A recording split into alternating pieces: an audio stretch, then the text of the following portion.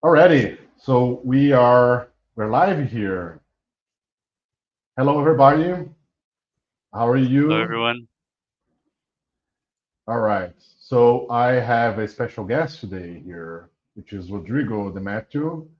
Uh, I will give you the people that are still joining a minute before we get started. Then, of course, I will introduce you to Rodrigo, and then we'll get things started. Right. So in the meantime, can you put in the chat where you're from so we can know you, can know where you're connecting from? Because one of the things that we're doing is to have the sessions in different times, so we can have people from different countries.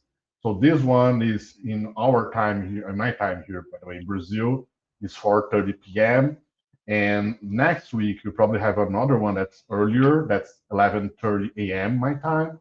So I would like to hear where you're from, or read where you're from, so we can make sure that we have people from different countries here with us.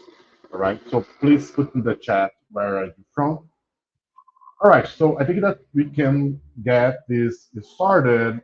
So if you don't know me, I'm Jamil. I'm a director of product here at VitoWorks. Have been working with Vito for the past 11 years already. So it's a long, long time, a long road.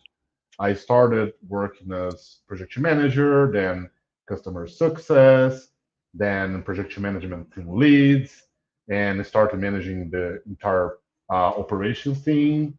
I also work on our tech or products, and yeah, so now I'm in the director of product. It's a pleasure to meet you. By the way, again, as I mentioned, so I'm based in Brazil, specifically in São Paulo, and we have our special guest here today. That's Rodrigo. Rodrigo is our director of marketing, and I'll let you, Rodrigo, introduce yourself, and I then have a question for you. Okay, nice. Hello, everyone. It's a pleasure to be here. I've been watching Jamil's workshop for every week. It's been a pleasure. I always learn something new about our platform. So some new tricks, some new way how to do the same things. So it's always good to watch the workshop and also to see your questions because our goal here is to create a, an environment that you can share your thoughts, share your questions. So yes, if you need to send any question, please you can use our chat. We are broadcasting this workshop on LinkedIn, YouTube, and also in our website. It's beautyworks.com/workshop. So every time when you have any doubt about when it's going to happen, our workshop, it's a short URL. It's just beautyworks.com/workshop. So yes, feel free to access. Our intention it's to schedule as much as we can. So we'll see if it's a good channel to establish and help you in this journey with BeautyWorks. Amazing. Thank you, Rodrigo. Yeah, so the idea is to create like this community so you can learn maybe something from us. We can certainly learning something from you. So we can share some experience, some knowledge. So that's our goal here, to create this community. And yeah, so these workshops, these sessions are for you.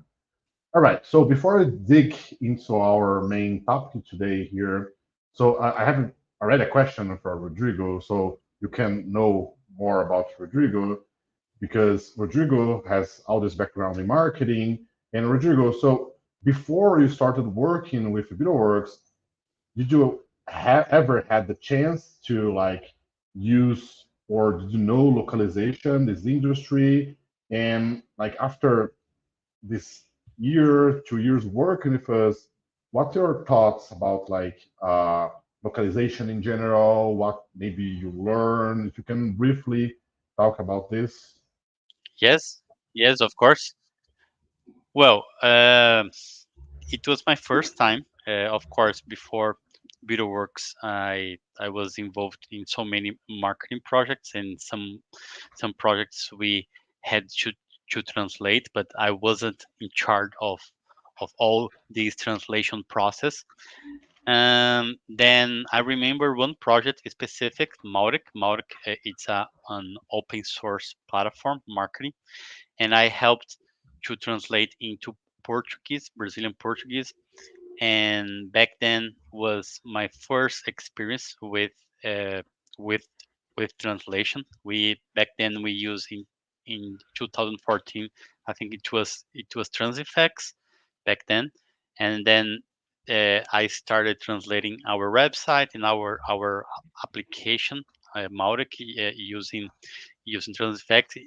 It was a, a good experience, but now it's so good to see how many things new we have today in terms of managing our glossaries. Back then I didn't have all these concepts like to help me with all this translation process using in marketing for websites and also for applications. So yeah, it's still new to me, everything, even after 3 years at Bureauworks. It's still many concepts is still new. So yeah, but I had a small experience in the past, but yes, I'm curious to know even more about our industry. Amazing. All right. So, hi, Leah from Seattle. Nice to meet you, Leah. All right. So now I think that we already introduced ourselves. So, and if you can, please share with us where are you from, so we can also uh, know you and know where you're from, where you're listening us. And all right, so I put in the chat already, but the today's topic, and let me just share my screen real quick here. So today's topic is the translation, editor, and user experience.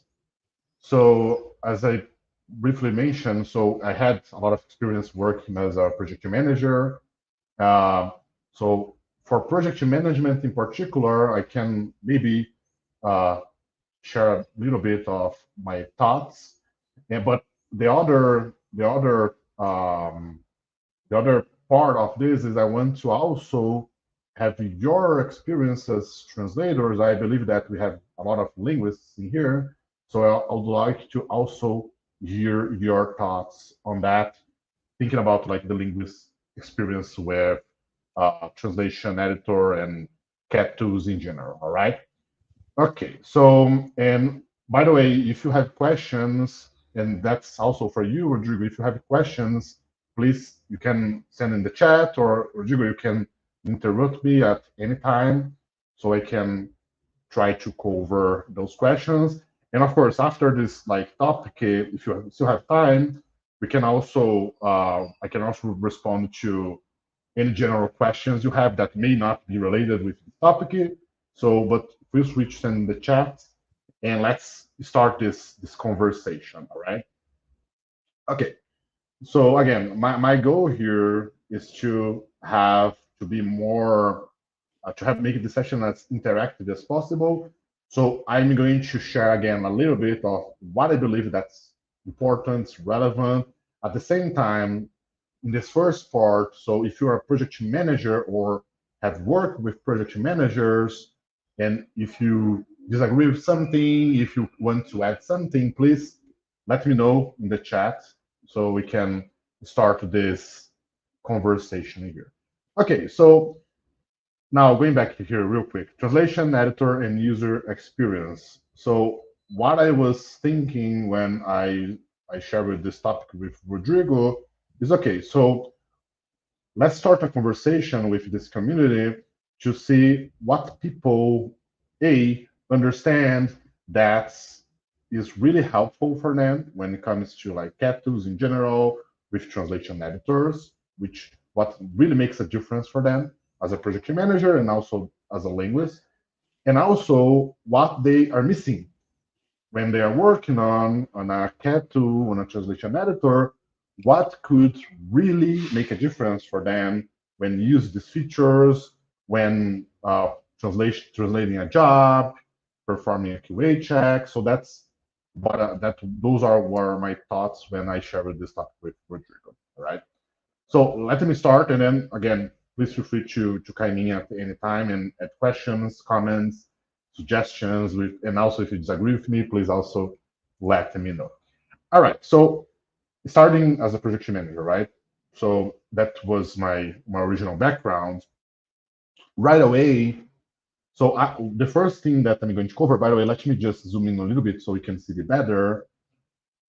What I believe and what was really helpful for me as a projection manager was to have a quick overview of what's going on here, right? So again, different translation companies, different companies in general have different scopes. But in my scope specifically, I was not responsible for, of course, going through translations and reviewing content, but I was responsible for managing and make sure that everything was right before we deliver this content to the client, right? Not linguistically speaking, but in terms of, okay, was everything translated? Are there any issues in the translation, like tag wise or terminology wise? So those things.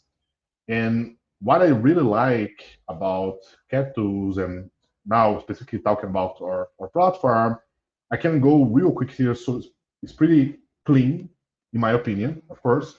I can see the progress bar, language and translation workflow. That's important, especially if you have a project with multiple languages and multiple workflow steps, and maybe multiple tabs open already in your browser. I can quickly go to these QA issues and I run the filters that are important for me. So, for instance, as a project manager, I just mentioned, I know that for linguists, this is different, right? But for a project manager, in my scope, I was concerned about glossary mismatches. I was concerned about issues with tags. So I was always making sure that I was running a final QA check before downloading the final file and deliver to the client. So those are some of those things that are really important to me as a project manager. Another thing that was really important, and I did this right before the session, was to let me just close this, check comments, usually from translators, right? So we can start a thread in here, and like I added a question here: is it BWX at TMX? Then I responded. So I used the same user, by the way, but just for the sake of this example. But I could respond the same way as a project manager to the translator, and vice versa, right? Create this thread in this conversation.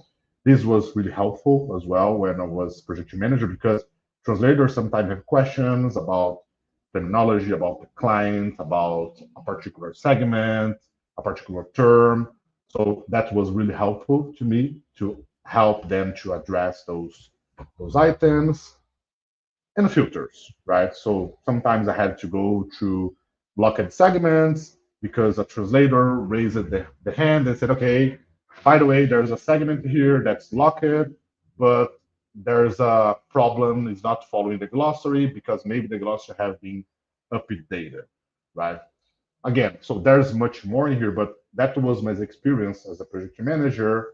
And overall, I feel like that the platform does that well. Again, in this scope, in particular scope that I had. But again, if you we have project manager here in this session, please, I would love to hear you and your thoughts, your comments, or questions about that. Another thing that was also important that was usually afterwards, like the client provided a feedback and said, okay, so the translation was not good enough, or the translation had an issue, and etc. I can go in here as well and see, okay, so this is the history for this particular segment. So I can track down that and say, okay, so this person made this change at this date. it was originally translated using context sensitive or traditional memory or machine translation, and I could start to understand, okay, so what happened here? Maybe we introduced a segment which was supposed to be 100%, but the translation, the traditional memory did not have a good quality, and that created all these problems with the final translation or anything else, right? But that was really helpful as well. And let me see here. And again, if you have any comments about this as a project manager, please do let me know. Let me see We, here. I think, Jamil, go ahead. What? Go ahead. we we don't have a question about project management, but we have one question coming from Leah. Yeah. She asked, I'm working on book length projects, both no Okay. fiction and fiction, as well as Okay. graphic novels and poetry. Looking forward to better understanding how BWX functionalities can be best applied to each of those modes. I think you sent to us this question previously, right? Yeah. Yeah. Leah, Yeah. I think we got, Yeah. She yes. did. Yes. All right. So I will talk about that in just a minute. So Okay. let me just close this. But yeah, that's a great question. I will respond to that in a minute. Let me see here. I was just trying to check if again I have not been working as project manager for quite some time already, but I think that of course there is always something that can be improved, right? But I was trying to check if there was something that was already getting my attention in terms of okay, so this is missing. I think that the QA issues can always be improved. There are always ways to improve that experience. Um, Another thing that could be done is to, other than these filters in here that are standard, let's say for the industry, add more specific filters. For instance, we have this amazing translation is mouse, and maybe I want to run as a projection manager, run the translation now the entire file, and be able to filter out those segments that have a translation is mouse, right? Again, I'm not a translator, I'm a projection manager, I'm not going to touch the translations, but the translation is mouse maybe can give you some clue. Okay, so maybe this segment requires the linguist to go through it again because something may not be correct, or we may have a problem here, or may not, right? But at least can give me some clues on that as a project manager, so I can pass this to the specialist, which is the translator. I think that's something that can be improved in the platform. And by the way, this is coming in our roadmap. Again, maybe more metadata filters. I don't know, again, if you're as a project manager, if you agree with that, and if you have any other items that you believe that will be really important for you as a project manager. But now let me switch to the linguist piece so I can respond to Leah's question. Um, all right, so let me just read again real quick. So you were working on both language projects, nonfiction and Yes, fiction, graphics, I novels, highlighted, poetry. yes. Perfect. Yeah, thank you. Okay, so first things first. So my recommendation, Leah, again, in this session, I'll be able to give you an overall idea on what can be done in the platform, right? Because the platform is complex, and I say complex in a good way, but there's so many things in there, so we may not be able to address all this too deep in the session. So I will try to cover as much as I can in this session, but I would recommend you to access our website, so videoworks.com, and start a free trial. So we have free 14 days trial, and no credit card is required. So you as a translator, you probably go with the solo license here. But before you do that, so let me um, just give you some recommendations about the setup of your account. So let me just switch my screen here so I can show you because this by the way, this account that I'm sharing here, showing you, is specifically a linguist account. So a linguist that is receiving a project, for instance, from a translation agency, which will not be the case if you are a subscriber of the platform. All right, that's why I'm switching here my account so I can show you how that would look like for you. All right, so I just switch it. Now let me share my screen again. Oh, she's testing our platform. Oh, perfect. That's better. Yes, she's Yeah, in a yeah. trial. No, do that, Leah. I mean, don't trust me. I think that's better that you test the platform. I'm kidding. I mean, and by the way, Leah, if you have specific questions, let me know as well. But let me just show you something that's really important here for you that just created your account. So I don't know if you already did that, right? But the first thing, before you create your project, by the way, you can create your project right away. I can go in here and start a new project and upload my files and start working on it. That's possible. But what I would recommend you is to just do a quick setup in your organizational units, and then this my account, of course, yours will be different, but you already have one organization is created for you in there when you start your trial. Set up language combination. So maybe you translate to multiple languages or maybe not. So I would recommend that you select source and target language. This is just to help you when creating the project, so you don't have to every time select source and target languages. Let me see if there's anything else here that would be relevant. Oh, context.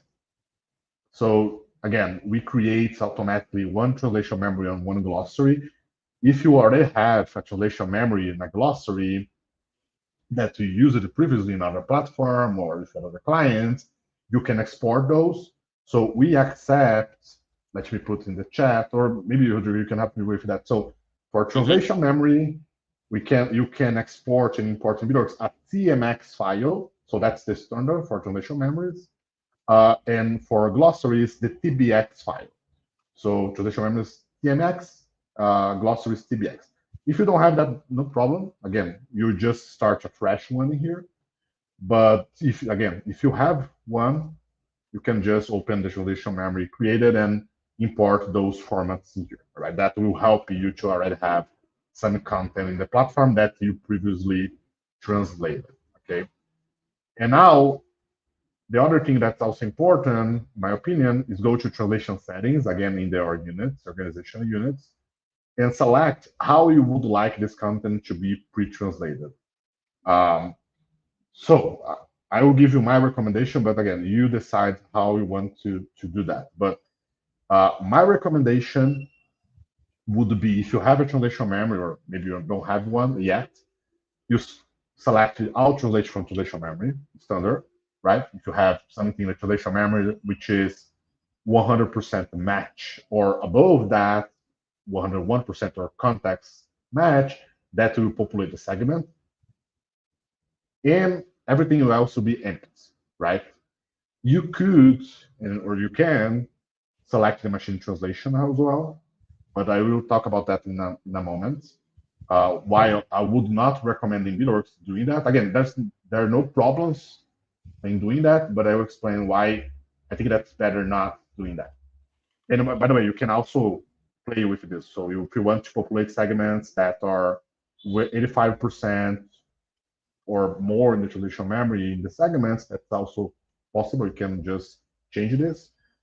Last thing before we go into the editor is to activate again, if you want to, if you can go to settings, relation settings, LLMs, large language models, and activate the AI or augmented translation actions in here. So this is deactivated by default, by the way, just so you know. You don't have to do it, of course. It's your decision.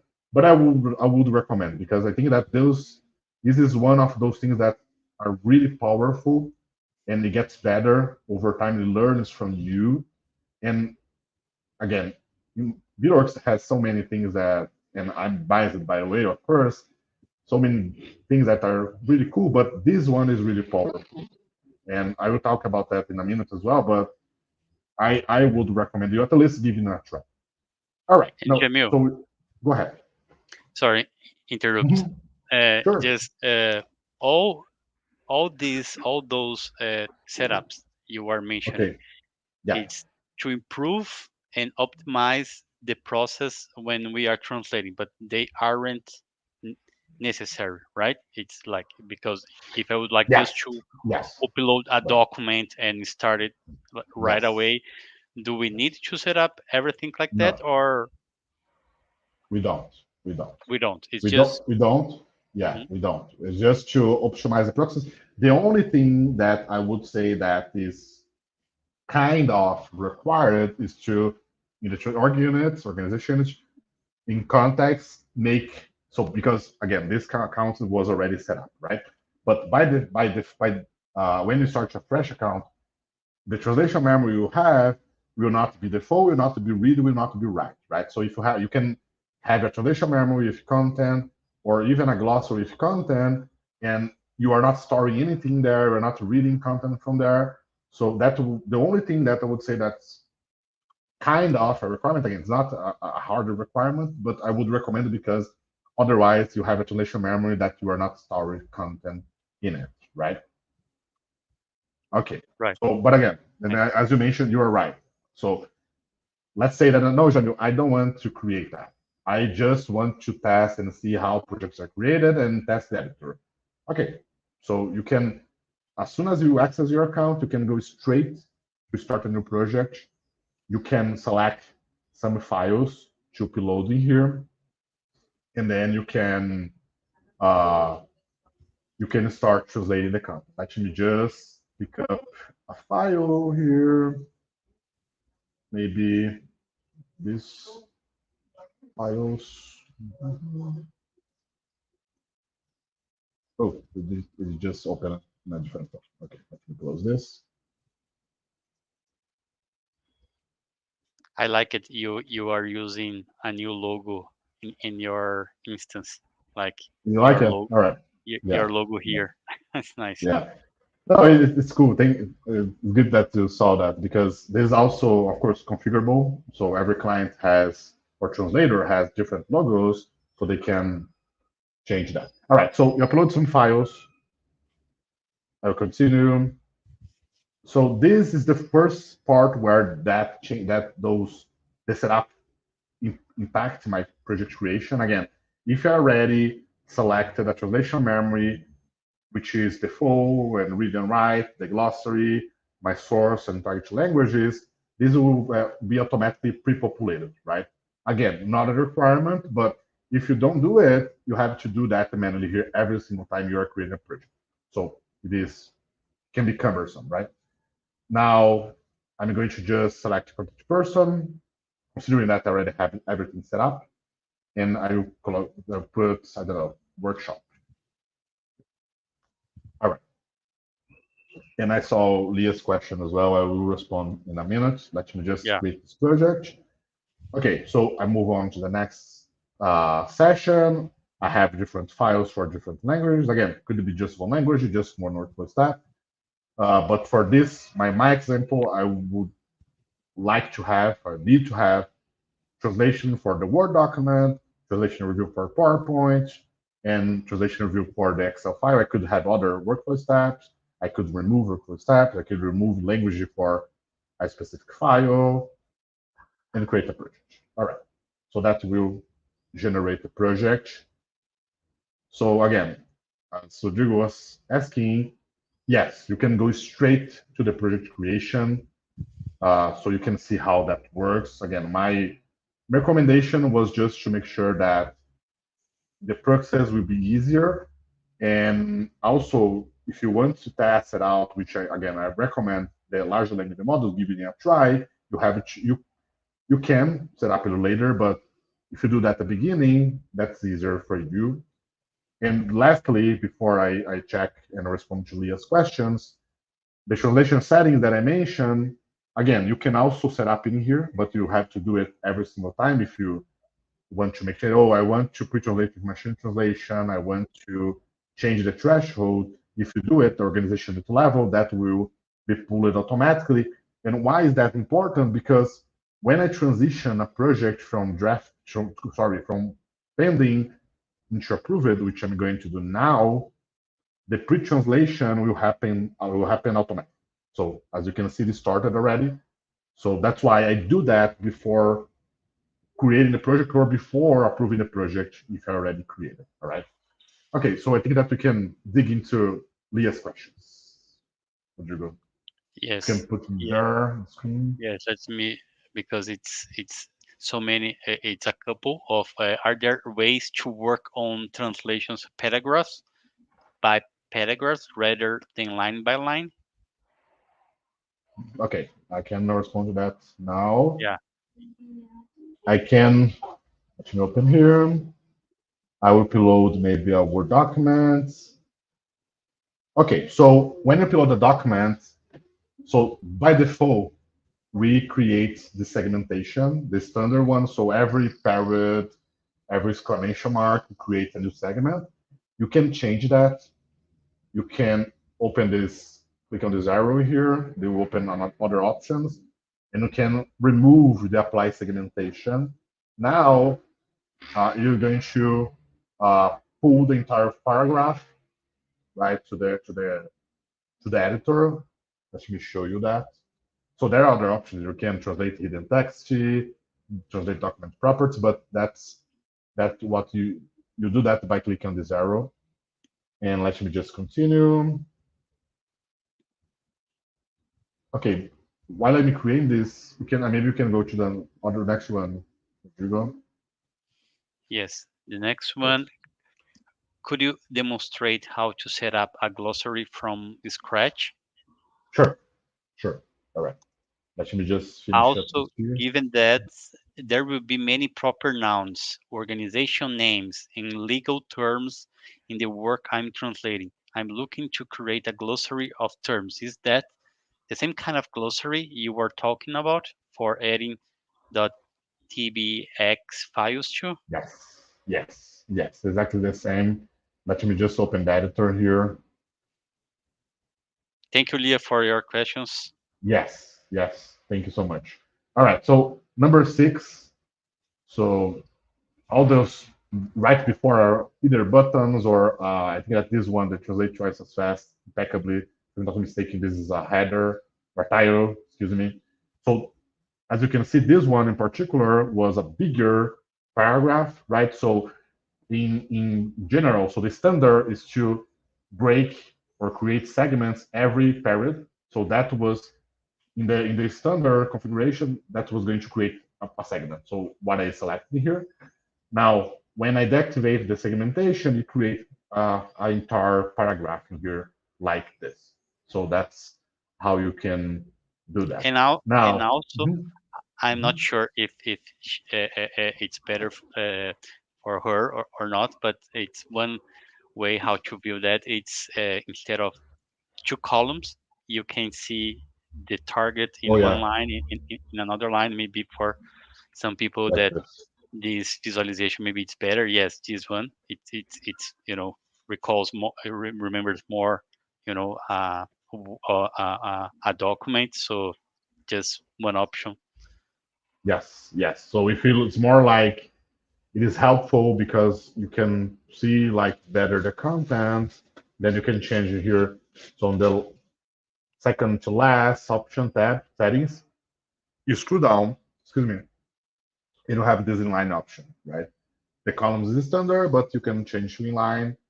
And you, again, based on your, hey, Gabriel, good to have you here. So taking into consideration your question, I just want to add a little thing here just to make sure that you probably know about that, but I think that's important to mention. So one of the main things by like uh, segmenting more your content is that you have more leverage.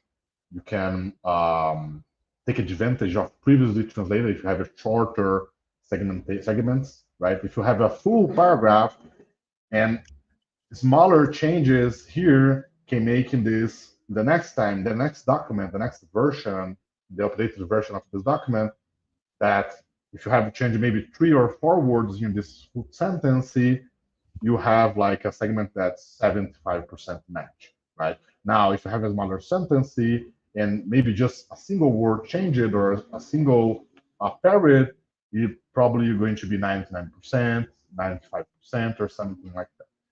Now, going to the next question, which is related to the glossary, creating from scratch, you go to show home screen, you go to context, glossaries, you add a glossary, you choose a name to it. So I'll put workshop. I will select organization, languages. So I will add. So Leah, can you share with us what are the languages that you translate? So from which language into what language? So English US, right? I believe. From which we within which language? So for now, I will add my language here, Portuguese. Okay, you can add domain, subdomain, notes, and also custom attributes here that are basically additional data that can enter the glossary, so such as modules, part of speech, grammatical gender, and so on. From Chinese to English. Oh, okay, amazing. Portuguese is not even close to Chinese, so let me remove Portuguese. And I will put Chinese Taiwan here. Amazing. Okay, so let me create this. Okay, so glossary created. Now, if you have, as I mentioned, the TMX file, which Rodrigo already added to the chat, you can go to import file. Excuse me, TBX for glossary. You have the TBX. You can import the file here that will import your terminology into the platform. Now, one thing that's also important, Leah, um, again, that may be like more advanced, but just so you know, you mentioned that you have legal terms, you may have other kind of terms as well, you may have different clients. You can have multiple glossaries as well. So maybe you have a glossary which is legal, another glossary which is marketing related, another one which is, I don't know, technical content, financial, and so on. So again, that's not a requirement as well. You can create a single glossary with everything, or maybe, or for different clients. Client A have a glossary, client B have another glossary, client C have another glossary, and so on, right? I hope this responded to your questions. And if you have more questions, please send us in the chat. All right. So any other questions, Rodrigo, before we No. go back into our, okay, amazing. Okay, so I was originally cover the projection management piece. Now, from a linguist perspective, and by the way, Leah, I would like to hear also your opinion on that. So again, there are some things that I already heard a lot of times. For instance, filtering, being able to filter segments, being able to run QA checks. Um, our translation is mouse, the context sensitive. So all those features, um, I heard good feedback, and I know that those can be really important and really powerful for the translators. But are there other items, features that you, as a translator, understand that makes a huge difference for your work? That again, it's present in our platform, or maybe we don't have yet, but could be added to it in the future, just so we can understand from a linguist perspective what's really important for you, what really makes a difference and can improve the time you take to translate a content, to deliver the task you receive. So, and Rodrigo, I don't know if you, I think that you have the chance to translate some content in the platform. Again, you're not a translator, but at least play around with it, right? So, did you feel like what was your experience in general relating with the platform versus again in the past not even knowing what was a localization platform? Yeah, yeah. Well, I have a lot to share, but before I just would like to return Sure. to Leah's questions. Before just she asked a follow up Mhm. on the glossary. Could you demonstrate how to begin entering terms, Okay, and then how the glossary comes into play while working in the translation editor? Uh, definitely, definitely. There are different ways. So the again easiest way is uploading the TBX file if you have it. Now this the other option, which is really powerful as well, is by so when we open the file and start translating the content, whenever you identify that a given term it is a key term, for instance, let me find something here. Um, Beetleworks, right? So let me add this one. Beetleworks is a key term. So I will highlight this, right? I will click on add term. I'll add this is okay. So now and then I'll say that the Beetleworks in here. So basically, in this example, I'm saying that Beetleworks is the company name or the platform name. So I don't want that to be translated, right? It could be something else. It could be something that should be translated in a certain way. By the way, I have two options here. I can request approval, so this will flow into a Kanban view where I require approval process, etc. But in my example, I will just publish the term because I have the permission to do so. So that's how my client or that's how I want this to be translated, right? I will publish this to my glossary right away. Okay. Now, how does that work? So immediately, as you can see, these have been added to my glossary. So, and you know that because it's highlighted. And also on the right-hand side, let me just close this, get info. You can see actually I already had it. So someone else thought already that Vitex was a key term. That's good, right? So we are well aligned. And I had added Vitex to it, to the glossary. So that's an example. So the term will be added to the glossary right away by publishing to it from the editor. And also we have this highlight, which helps you. So it tokenize the term. So it helps you to, when you look at the segment, you see, okay, so let's say that, okay, Beetleworks is not here, right? So I can visually tell that I'm missing a glossary, a term from the glossary. I'm not following the glossary, right? And of course, other than that, if I try to confirm the segment, I will receive this glossary terms mismatch. Translation email is also tell me that I'm not following the glossary. So there are a lot of ways to me to identify that. But responding to your question, that's how it works in the editor. Last but not least, you can also again manually go in here and you can add a term, right? So you can add a term here, and then you can also see those terms in the editor whenever you finish up the term creation here. Okay, so here again, I'm in the context glossaries and within the glossary that I just created. That's where I create that. All right.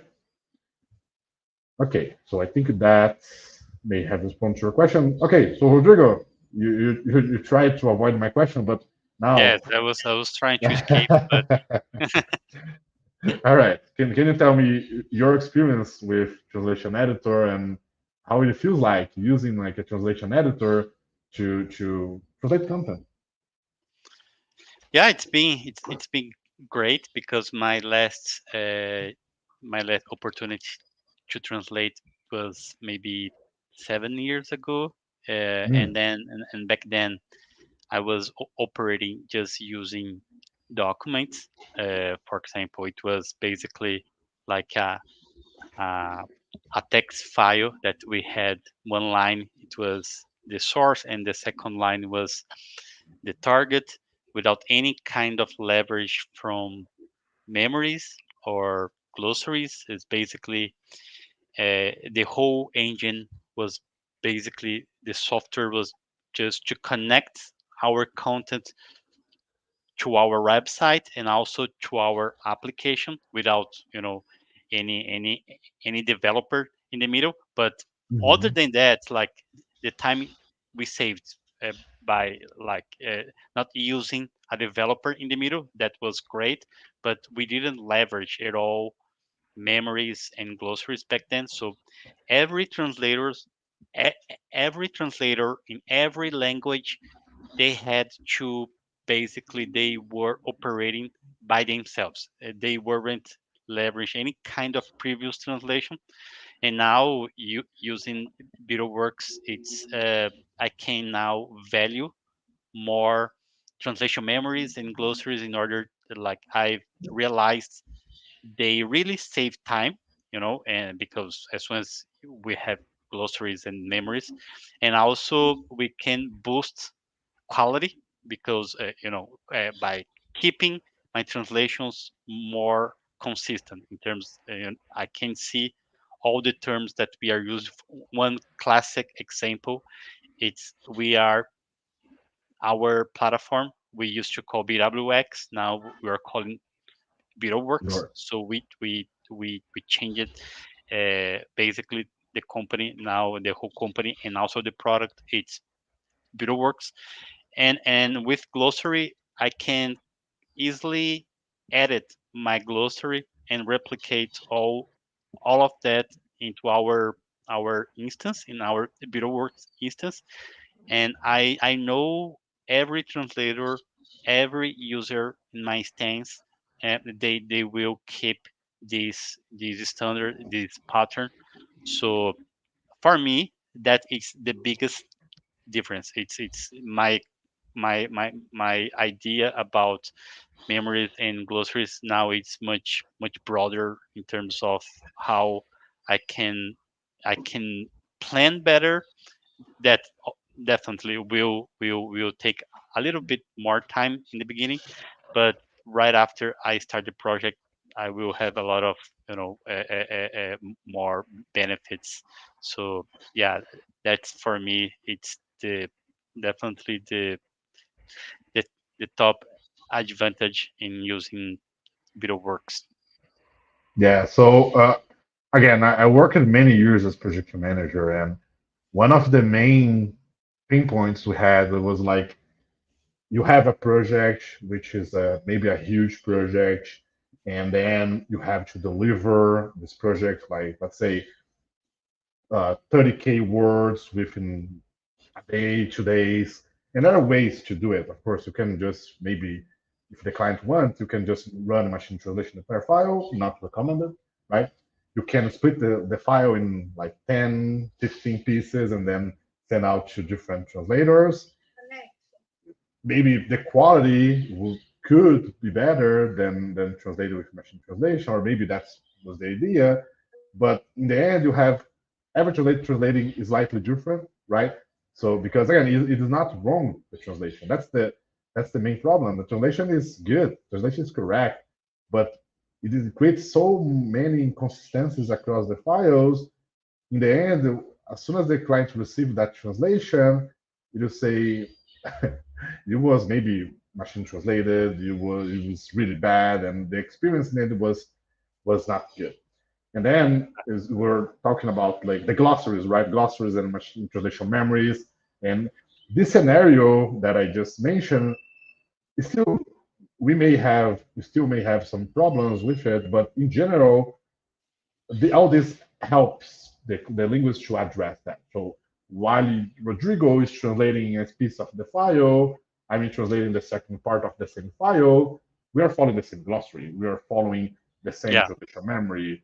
So that's something that so improved so much in that. And now again, we even have AI, which is another assistant, let's put that way, that can help us not only excuse me, to follow these, let's say, rules, right? Because content is stored in the translation memory, content is stored in the glossary, but it is not adaptive, right? So we have to make changes. We have to, if the translation is not good, it is not going to adapt by itself. It's that we or the linguists like Leah have to make changes to it to adapt to the new context, the new um, to the new campaign that the client is working on, and AI can really help us to better contextualize that and give it to the translator a translation feed that probably is better or at least um, more up to date in terms of consistency with the client's glossaries and translation memories and overall campaign. All right, so we have Leah's comments here in terms of new capabilities, storage in the future. I have a suggestion. Source text uploads. We find that graphic novels are time consuming, given that the text. Good, good. That's a good suggestion. So we'll take note on that. But in general, Leah, so like talking about day-to-day activities, right? So are there anything that will make like a day and night difference for you? And it could be anything, right? So for instance, as I mentioned, being able to just filter a segment which have the translation is mouse in it can potentially be like really, really powerful because again, having a translation now does not mean that's wrong, but it is indicative that you have at least to have another look at the segment. So, in my opinion, at least the way I see, again, if you have like 100 segments and there are three segments which with translation is mouse that can guide me on those three segments, and that's something that can be really helpful because that's what we are doing, right, as a translator. So in the day to day, you are going segment by segment, making changes to it, and then say, okay, so this is good, this is not good, let me change this, let me change that, and just confirm the segment, and on and on and on.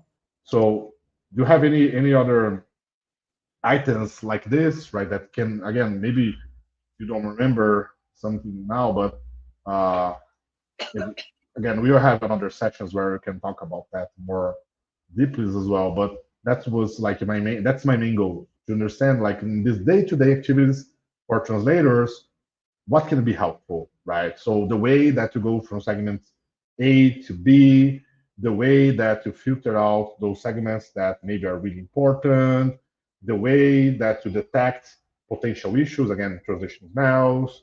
So I don't know, Rodrigo, if you have any suggestions on this or something that, again, in your experience was really, really powerful that really helped you. Okay, so yes, this is good. This is something that's really making my life easier. Well, in general, I'd say I like when Leah mentioned if there is any way how to break, the segments into bigger and larger segments. I like this idea in general, and we know there is, you know a lot of happening internally that may address this kind of idea, this suggestion, because it's so nice when we work without, all the segments intersection. But other than that, it's for me it's pretty straightforward. I think it's all the idea that I had in the past. For example, check the full document with its mails or things like that. It's been like we've been adding in our platform. For example, this month we also added our Kanban, that we can manage our glossary terms in a Kanban style, like Trello style. For example, we have a list of new terms that I have to Yes, approve or things like that. We can click, drag and drop, and see, like in a Trello, this Trello visual, which calls Kanban. It's pretty cool. And then other than that, I don't have any. I think it's just a matter how to do, because the platform is very powerful. I think it's just I just need to learn more about our current features to extract more. That's my feeling. Okay, no, that's good. So, and just so we have a few more minutes in here, and just to wrap things up, I will just talk briefly about what Rodrigo was mentioning, which is this Kanban view. So basically, you have different columns where you are flowing some sort of information or some sort of, in this case, terms, right? And the idea of this Kanban view is to continuously updates and improve the glossary. Because in the way that our context sensitive and our generative AI functionalities work, they take the glossary into consideration, and the glossary, it's we thought we say that the glossary now is knowledge, right? Along with translation memory, along with machine translation. So everything is knowledge, and the glossary in general is something static, right? So you create a glossary, or the clients create a glossary with 10 terms, and unless they have a process or you have a process where you are constantly adding new terms and reviewing the terms you already have in there, it is static. So you be there, you have the 10 terms after a year translated to that client, and you only realize that something that you translated, the client wants exactly the opposite, maybe, or totally different when the client provides you with feedback, right? And the way that we see that moving forward is we have, other than this Kanban view, we have the ability to suggest new terms to be added to the glossary, and also to translate those terms so they can go into this Kanban view and then to be approved by the translators, by the marketers, and so on. But the end goal with this is to make, again, this knowledge or the glossary to be something that's not static. So that's continuous learning, because that will ensure that all our context sensitivity continues improving as well, and also that you don't need to receive a feedback from the client. Say, okay, I don't like this translation. This is really bad. And then when you see what's the problem, is that you did not know with your crystal ball that the client wanted something to be translated totally different, but you don't have a way to know that, right? Unless it's in the glossary. So you can be more proactive and have those terms added to the glossary, and then okay, so that's how the client wants this to be translated. So, and then the glossary, this started with 10 terms maybe. After 3 months, I already have maybe 30 terms, right? And again, it's constantly not only adding more content to it, but also making sure that the content that we already was already in the glossary is constantly being reviewed and improved and adjusted accordingly to the client needs. All right. And okay, let me. Leah sent another message here. Your team has created an impressive product and look forward to learning how to better utilize it. Thanks so much, Leah. We truly appreciate that. And again, your comments, your questions, and I hope to see you next week in our next webinar. We are going to cover another topic, but again, we also have this Q&A during the session, and looking forward to also hear your feedback.